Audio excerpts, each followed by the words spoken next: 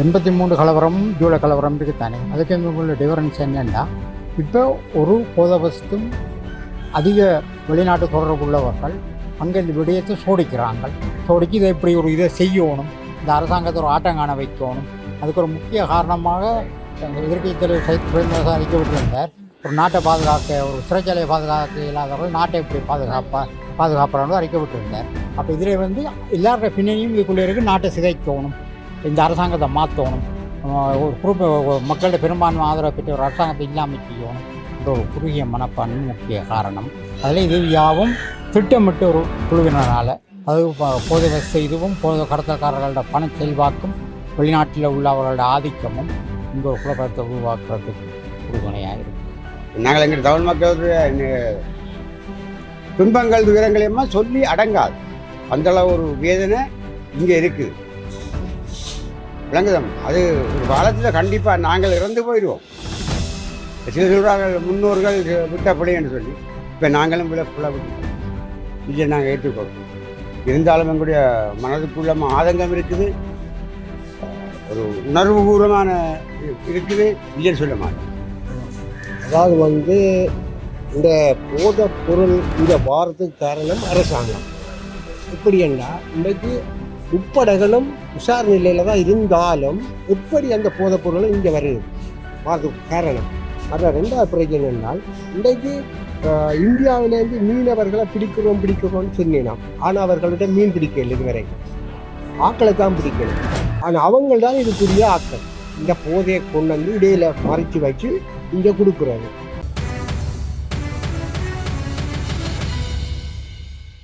தற்போது பார்த்தீங்கன்னு சொன்னால் இந்த மாதம் ஆரம்பித்ததுல இருந்தே நாட்டின் நிலவரத்தை விட தற்போது ஒரு குற்றத்தை செய்பவர்களை சீர்திருத்துகின்ற சிறைச்சாலைகளில் அதிகளவாக கலவரங்கள் இடம்பெறுகின்றது.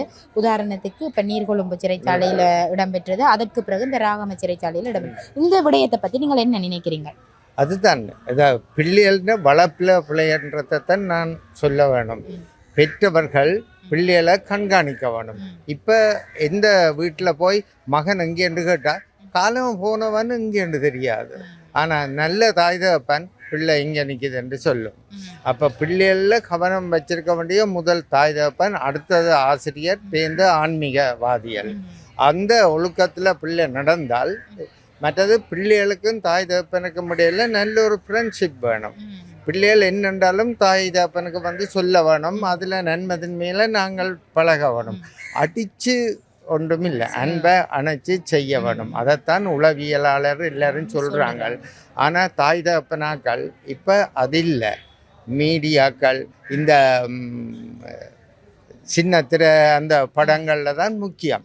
நான் அதை கணக்கு எழுதியிருக்கிறேன். பிள்ளை அம்மா பாடம் சொல்லித்தாங்க, அம்மா இதை சொல்லி ட்ராமா முடியட்டுக்கும். அப்போ இது இல்லை. நான் ஒரு நாடகம் போட்டிருக்கிறேன். 2 பேர் காதுக்க ஃபோன் வச்சுக்கொண்டு மியூசிக் போட்டுக்கொண்டு போகிறாங்க. ஒரு கிழவன் சேர்ச்சிக்கு போகுது. அவைகள் கிழவன் தடியை தட்டி விழுத்து கிழவன் பேசுது, உங்களை அம்மா அப்பா என்னன்றா 90 வீட்டில் இருக்கிறதுக்கு இங்கே தெரிகிறேன்டா அவைகள் கேட்கணும். அப்போ நான் அப்போ சொன்னேன், அளவான கயிற்றில் கட்ட வேணும், ஆட்டக்கூட மாட்டக்கூட. அளவுக்கு மிஞ்சி விட்டால் அது பிள்ளை. சமூகத்தில் சேரிடம் தெரிஞ்சு சேருன்னு சொல்லணும். நான் கணக்காக பேசுகிறனும் தெரியாது. உண்மையில் யாரோட பிள்ளைகள் சேருது, யாரோட பழகுது. கன்றோட சேர்ந்த பன்றியோட சேர்ந்த கன்றும் மலர்ந்தின்னும் என்று தான் பழமொழி. அப்போ நல்லது ஆக்களோடு சேர்த்தா நல்ல நிகழ்வுகள் வரும். பள்ளிக்கூடம் படிக்க விட்டால் யாரோட பிள்ளை சேருது, என்ன பழகுது என்றதை பார்க்கணும்.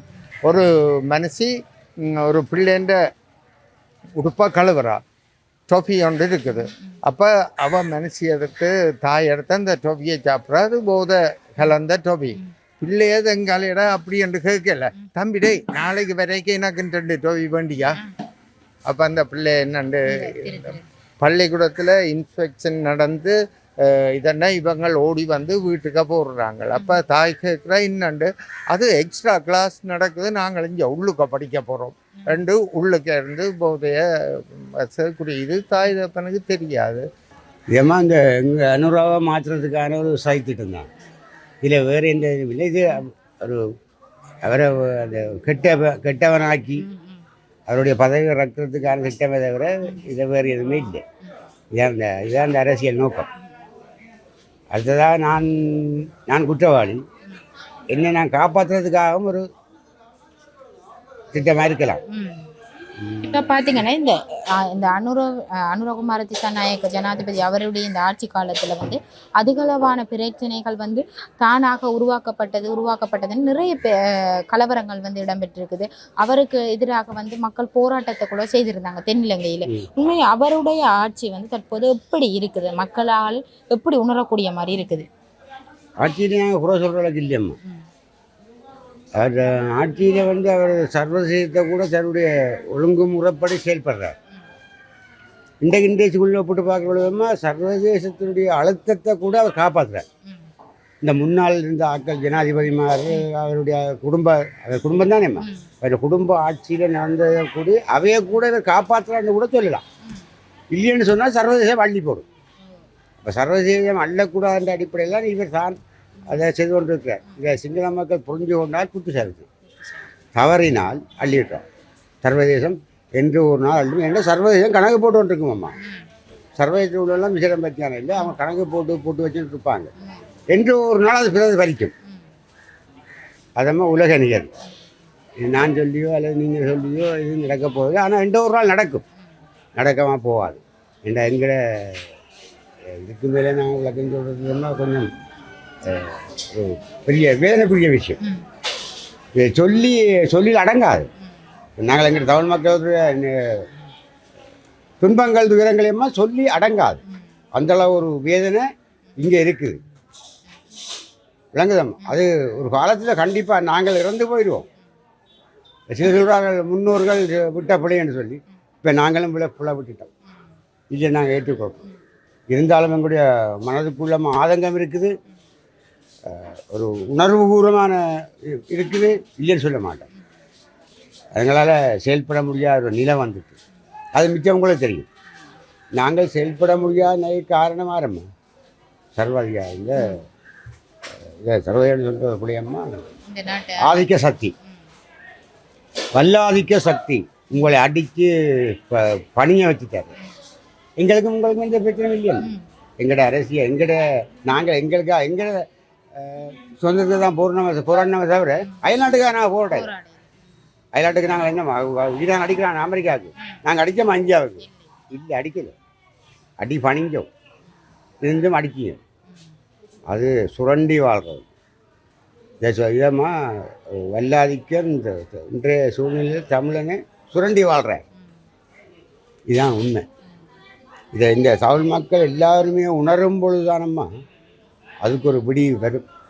எப்போ நாங்கள் தமிழன் ஒன்று இணைய மாட்டாங்க, அது நடக்காத காரியம். ரெண்டாவது விதி எழுதப்பட்டு என்று நாம் ஒன்று சேர்றோமோ அன்றைக்கு நிச்சயமாக விடிவு வரும்.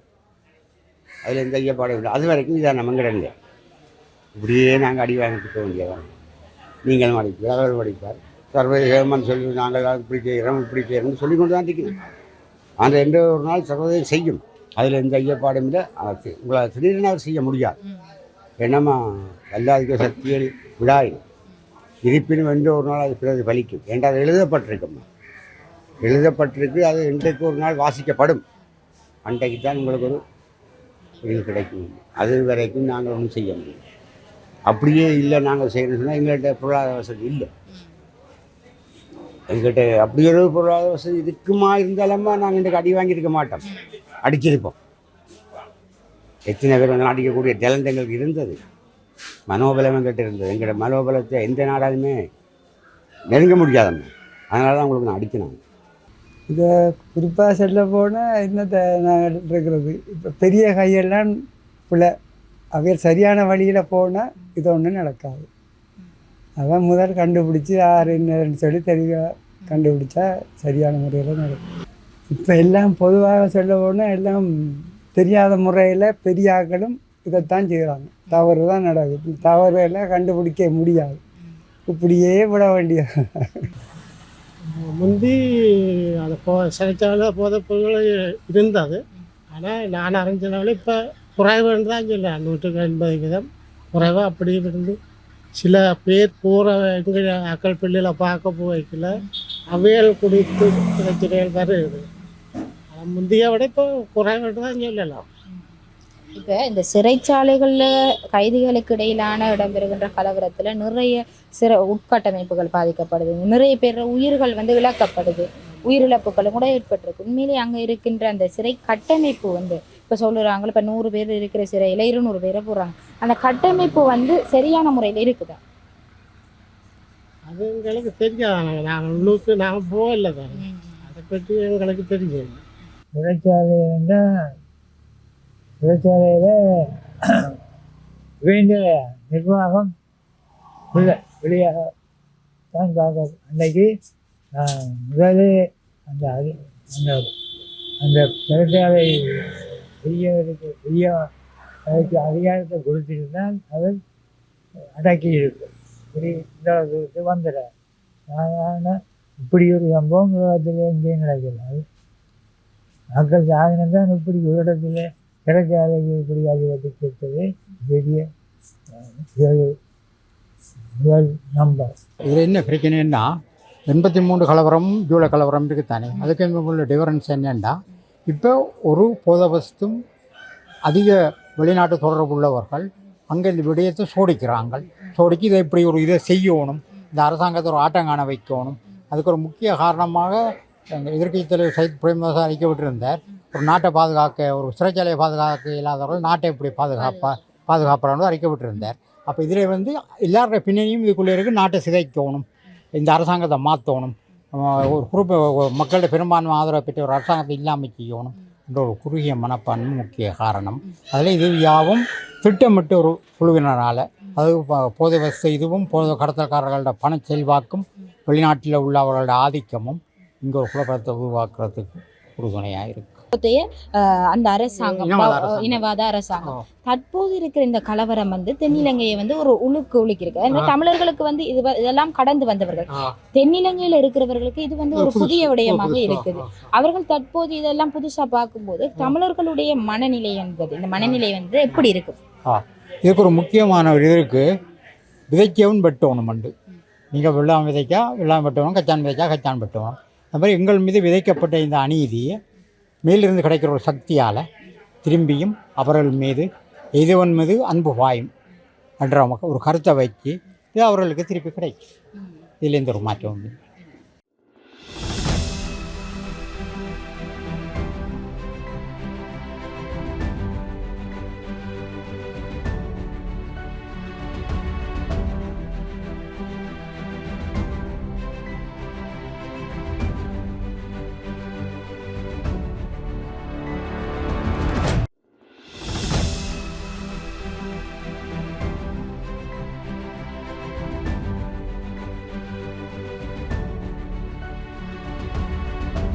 உண்மையிலே இப்போ இந்த போதை வஸ்துன்றது அதிகளவாக நாட்டை வந்து பாதித்து கொண்டே வருது.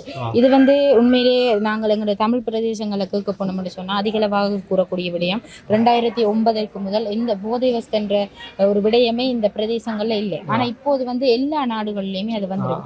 இப்போ எங்களுடைய தமிழ் பிரதேசத்தில் இருக்க இளம் பிள்ளைகள் வந்து அதிகளவாக அதுக்கு அடிமையாக்கப்பட்டு மரணிக்கின்றார்கள். இந்த விஷயத்தை எப்படி பார்க்குறீங்க? நான் இதை பார்க்குறது முக்கிய காரணமே ஃபோன், செல்ஃபோனில் சில தவறான விஷயங்கள் எல்லாம் வெளியில் வருது. அதை அப்படி நாங்கள் செய்து பார்த்தா என்ன, 2 செய்து மாட்டுப்படுறாக்களும் கூட, இல்லை இந்த நிலைமையை நானும் செய்யணும் 2 மாட்டுப்படுறாக்களும் கூட. இதுக்கு முக்கியமான ஒரு காரணம் நல்ல நோக்கத்துக்காக தான் ஃபோன் படைக்கப்பட்டது. ஆனால் அந்த ஃபோன் தொலைபேசி வந்து இந்த சமுதாயத்தையே அழிக்க கொண்டிருக்கு. அதை தயாரித்து வெளியிட்டவர் கூட இன்றைக்கு வேதனைப்படுறார். நான் நல்ல நோக்கத்துக்காக அதை செய்தேன், நான் நோக்கமுடைய தவறாகிவிட்டது. அதாவது வந்து இந்த போதை பொருள் இங்கே வாரத்துக்கு காரணம் அரசாங்கம். எப்படி என்றால் இன்றைக்கு முப்படைகளும் உஷார் நிலையில் தான் இருந்தாலும் எப்படி அந்த போதைப் பொருளை இங்கே வருது வாரத்துக்கு காரணம். மற்ற 2வது பிரச்சனை என்றால் இன்றைக்கு இந்தியாவிலேருந்து மீனவர்களை பிடிக்கிறோம்னு சொன்னினோம். ஆனால் அவர்கள்ட்ட மீன் பிடிக்கல, இது வரைக்கும் ஆக்களை தான் பிடிக்கணும். ஆனால் அவங்கள் தான் இதுக்குரிய ஆக்கள். இந்த போதையை கொண்டு வந்து இடையில் மறைச்சி வச்சு இங்கே கொடுக்குறது சரியா. இதுக்கு காரணமாக கடலோட சம்பந்தப்பட்ட அதிகாரிகள்லாம் இங்கே காரணம். அப்போ எப்படி இங்கே போதைப்பொருள் வருது இப்போ இங்கே இருந்து யாழ்ப்பாணத்துலேருந்து முல்லைத்தீவு மாவட்டம் பன்னி மாவட்டம் அங்கே இங்கே இல்லை போதைப்பொருள் இங்கே இருந்து தான் போய் கொண்டிருக்கு. எப்படி இங்கே வருதுன்றதான் பிரச்சனை. அப்போ இந்த படைகள் வந்து உஷார் நிலையில் இருக்குதுன்ற அரசாங்கம் சொல்லுது, இங்கே உஷார் நிலையில் இல்லை. இப்போ லஞ்ச ஊழலில் போய் கொண்டிருக்கு இந்த அரசாங்கம், லஞ்ச ஊழலாம் போகுது. எங்களோட அனுரா பொறுத்த மட்டும் முதல்ல வரைக்குள்ள நல்ல மாதிரி வந்தார், இந்த எல்லாத்தையும் ஒழிக்கிறேன் ஒழிச்சு கொண்டு தான் இருக்கிறார். ஆனால் இருந்தாலும் வந்து கொண்டே இருக்கு. இந்த தொடர்ந்து நாளாந்த இன்றைக்கும் பேப்பரை படிங்க, பார்த்து பாருங்க, இன்றைக்கும் எத்தனையோ கிலோ கஞ்சா பிடிபட்டுருக்கு. எப்படி இது வருதுன்னா இங்கே செய்கிறாங்களா? இல்லை, இல்லை, சரி. அப்படி செய்தால் கூட இங்கே வந்து அதை போய் பிடிக்கிறதுக்கான அதிகாரி இங்கே இல்லை. சரியோ, கண்டும் காணா மாதிரி இருக்கணும். இந்த இன்றைக்கு பாருங்க வந்து இங்கே கசிப்பு காய்ச்சல். சரியா, கசிப்பு காய்ச்சல் இடம் தெரிஞ்சும் பிடிக்காம தான் இருக்கிறாங்க. இன்றைக்கு மக்களுக்கு எங்களோட மக்களுக்கு தெரியும் எங்கெங்கே என்ன இருக்குன்னு தெரியும். ஆனால் அதை சொல்லி கொடுக்க போனால் அவர் இதை இல்லாமல் போகிறார். சரியா, அப்படியா சூழ்நிலை இருக்கும்போது இங்கே ஒழிக்கிற கஷ்டம் இங்கே. இப்போ பார்த்தீங்கன்னா இந்த போதைப் பொருள்ன்றதை வந்து பயன்படுத்தி ஒரு குற்றவாளி சிறைக்கு செல்கின்றார், அங்கேயும் அந்த குற்றவாளி அதை பயன்படுத்துகிறார் என்ற ஒரு குற்றவாளியை வந்து ஒழுங்கான முறையில் சீர்திருத்தி அனுப்புகிற ஒரு இடம் தான் சிறைச்சாலை. அங்கேயுமே அந்த போதைப் பொருள்கள் பயன்படுத்தப்படும். அதால தான் இப்போ இந்த கலவரங்கள் கூட ஏற்பட்டிருக்கு.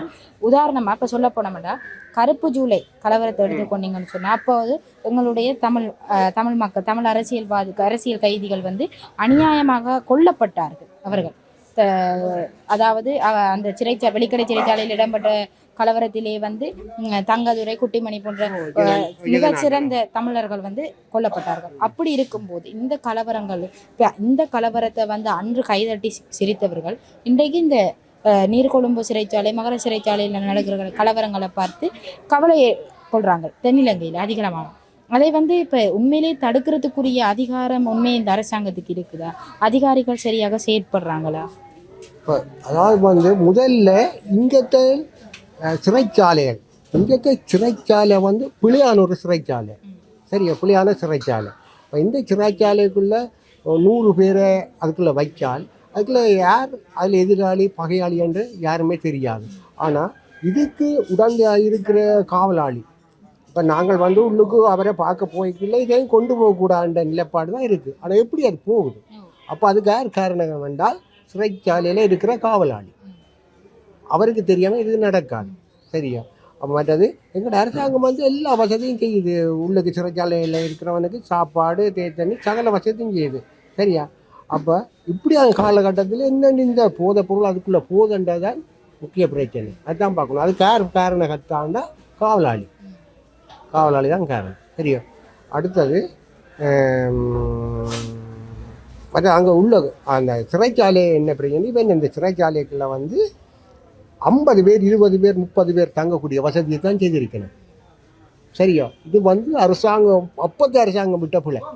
சரியா, ஒரு சிறை கைதிக்கு ஒரு அறையண்டு இருந்திருந்தால் இந்த பிரச்சனை வராது. சரியா, இது அப்போ யார் இல்லை பிள்ளை? அரசாங்கத்திலாம் பிள்ளை, அரசாங்கம் செய்கிறது உள்ள பிள்ளை. சரியா, 50 பேரும் ஒன்று அடைக்கக்கூடாது. சிறை கைதி என்றாலும் அது கைதி என்று பிடிக்கிறீர்கள், ஏன் வந்து அவனை எல்லாரையும் சேர்த்து வச்சுக்கிறது, ஏன் மனிதாபிமானம் அங்கே கொடுக்குறீங்க?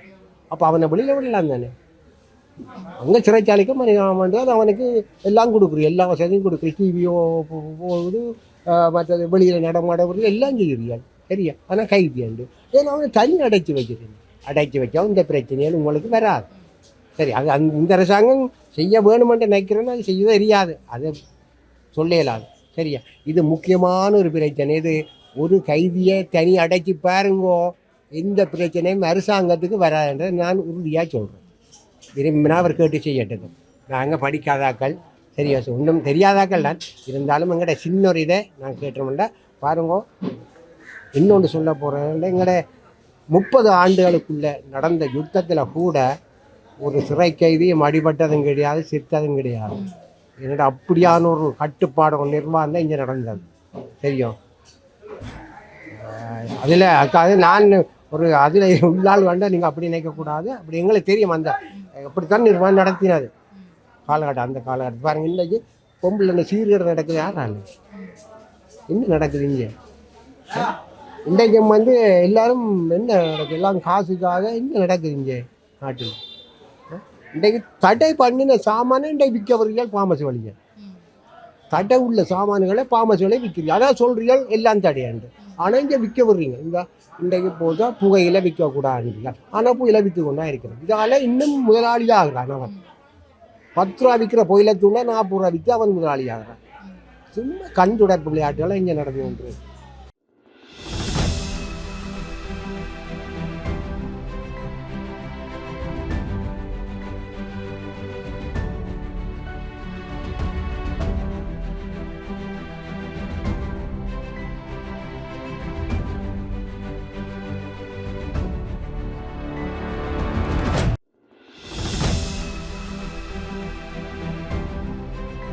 இந்த போதைப் பொருளால் கூடுதலாக இளம் பிள்ளைகள் கூட மரணிக்கிறாங்க. இதுக்கு தாய்மார்கள் வந்து இதை வந்து உண்மையிலேயே கண்டறியறாண்டா என்ன செய்யலாம்? முதல்ல அவியலை தான் கொண்டு போகும். செய்கிறவங்கள நாங்கள் சொல்லி நிப்பாட்டிடலாம். தாய்மாரை கொண்டு போய் அவியலுக்கு ஒரு பள்ளிக்கூடம் மாதிரி ஒன்று அவியலுக்கு வச்சு சொன்னா தான் அதை அவியலுக்கு விளக்கத்தை கொடுத்தா தான் அவியல் வந்து அதை கண்டுபிடிச்சி இப்படி செய்யலாம் சொல்லி தீர்மானிக்கிற அளவுக்கு செய்யணும். அதை செய்தால் ஓரளவுக்கு இருந்தது. ஆனால் கஷ்டம் இருந்தது. இப்போ நான் எங்களை இனத்தை பற்றி சொல்ல போனால் எங்கள் எம்பியினர் ஒரு பிரச்சனையை விலைக்கு ஒற்றுமை இல்லை. 5-6 கட்சியாக நிற்கணும். 5-6 கட்சியாக இருந்தால் இங்கே மற்ற நாடுகள் ஏற்றுக்கொள்ளாது. விஜயமுகமாக இதை பயணித்தல் அரசியல் இதாகத்தான் நாங்கள் தவறணும். அல்லது ஆளுவது பக்கம் சுயநலத்துக்காக சுயநல மனதில் வச்சுக்கொண்டு வேலை செய்யணும். ஒரு நாங்கள் வெறுக்கிறோம். அழிக்கிறதுக்கு கவர்மெண்ட்டும் அரசியல்வாதிகளும் மற்றது போலீஸும் ஒரு 100% சப்போர்ட்டாக இருக்க வேணும். இப்போ பிடிச்சிட்டு விடுறதும் பேர்ந்து அதை இதன்னு இப்போ ஒரு கொலை செய்து இதன்று கூட அதை பிணையில் எடுக்கிறதுக்கு ஆள் இருக்குது. ஜட்ஜ் மேல் தீர்ப்பு சொன்னாலும் அதுக்கு மேல் நீதிமன்றத்துக்கு போகிறதுக்கு சட்டத்திறனியல் இருக்கணும். உண்மையின் பக்கம் வேலை செய்கிறதுல பார்க்க காசின் பக்கம் வேலை செய்கிறது தான் கூட இருக்குது.